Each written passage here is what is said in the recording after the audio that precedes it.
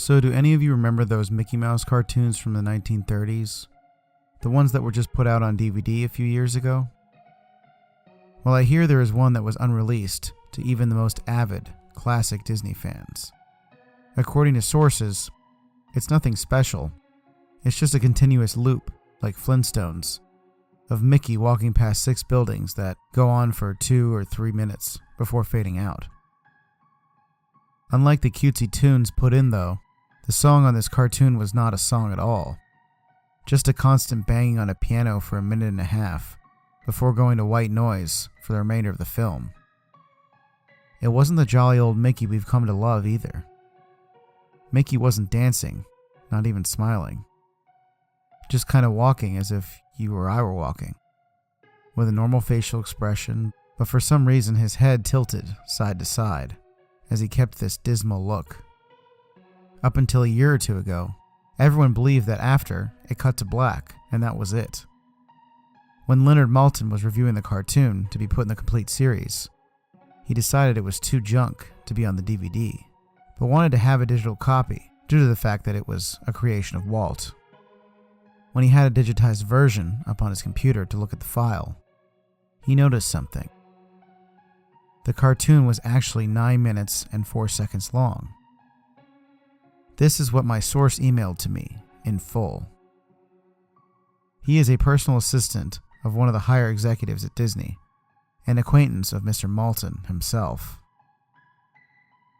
After it cut to black, it stayed like that until the 6th minute, before going back into Mickey walking. The sound was different this time. It was a murmur. It wasn't a language, but more like a gurgled cry. As the noise got more indistinguishable and loud over the next minute, the picture began to get weird. The sidewalk started to go in directions that seemed impossible based on the physics of Mickey's walking. And the dismal face of the mouse was slowly curling into a smirk. On the 7th minute, the murmur turned into a blood-curdling scream. The kind of scream painful to hear. And the picture got more obscure. Colors were happening that shouldn't have been possible at the time. Mickey's face began to fall apart. His eyes rolled on the bottom of his chin like 2 marbles in a fishbowl, and his curled smile was pointing upward on the left side of his face. The buildings became rubble floating in midair, and the sidewalk was still impossibly navigating in warped directions. A few seeming inconceivable with what we as humans know about direction.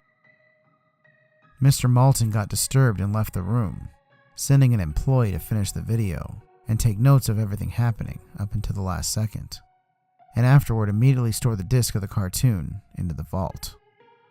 This distorted screaming lasted until 8 minutes and a few seconds in, and then it abruptly cuts to the Mickey Mouse face at the end of the credits of the end of every video, with what sounded like a broken music box playing in the background. This happened for about 30 seconds, and whatever was in that remaining time, I haven't been able to get a sliver of information about. From a security guard working under me, who was making rounds outside of that room, I was told that after the last frame, the employee stumbled out of the room with pale skin, saying, "Real suffering is not known," 7 times before speedily taking the guard's pistol and offing himself on the spot. The thing I could get out of Leonard Maltin was that the last frame was a piece of Russian text that roughly said, "The sights of hell bring its viewers back in." As far as I know, no one else has seen it, but there have been dozens of attempts at getting the file on RapidShare by employees inside the studios, all of whom have been promptly terminated from their jobs. Whether it got online or not is up for debate, but if rumors serve me right, it's online somewhere, under SuicideMouse.avi. If you ever find a copy of the film, I want you to never view it, and to contact me immediately, regardless of the time. When a Disney death is covered up as well as this, it means this has to be something huge. Get back at me. Signed, TR. I have yet to find a copy of this, but it is out there. I know it. The Lavender Town Syndrome, also known as Lavender Town Tone or Lavender Town Suicides, was a peak in suicides and illness of children between the ages of 7 to 12, shortly after the release of Pokemon Red and Green in Japan. Back in February 27, 1996, rumors say that these suicides and illness only occurred after the children playing the game reached Lavender Town, whose theme music had extremely high frequencies that studies showed that only children and young teens can hear, since their ears are more sensitive. Due to the Lavender Tone, at least 200 children supposedly committed suicide, and many more developed illnesses and afflictions. The children who committed suicide usually did so by hanging or jumping from heights. Those who did not acted irrationally, complained of severe headaches after listening to Lavender Town's theme. Although Lavender Town now sounds differently, depending on the game, this mass hysteria was caused by the first Pokemon game released.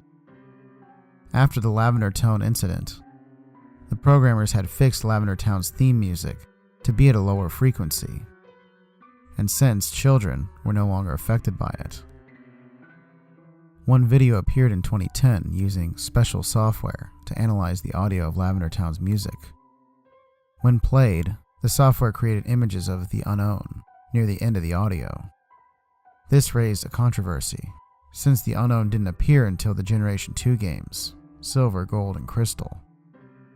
The unknown translate to "leave now." There's also the said beta version of Lavender Town. It is said that the beta version of Pocket Monsters was released to some kids to test the games. The beta version of Lavender Town, the theme music, has been playing in the background.